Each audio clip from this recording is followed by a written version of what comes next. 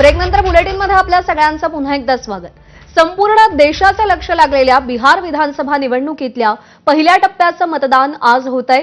या टप्प्यामध्ये 18 जिल्ह्यातील 121 मतदारसंघांमध्ये उमेदवारांचं भवितव्य आज मतपेटीत बंद होणार आहे आणि लालू प्रसाद यादव हे मतदान करण्यासाठी पोहोचलेले आहेत।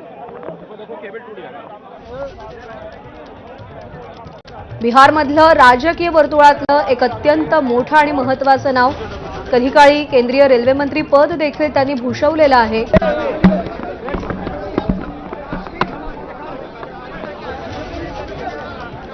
आणि तेच लालू प्रसाद यादव आता मतदानासाठी पोहोचलेले आहेत। क्या अपील करेगा लोगों से लालू जी?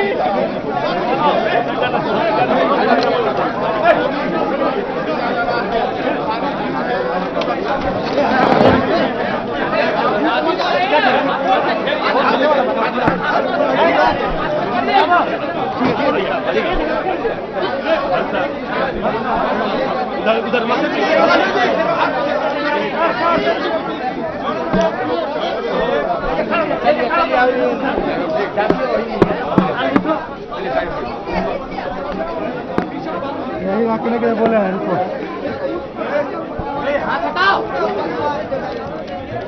गाँव से, बच्चे से, जवान बच्चों से सबसे अपील है कि वोट डाले, निकले घर से।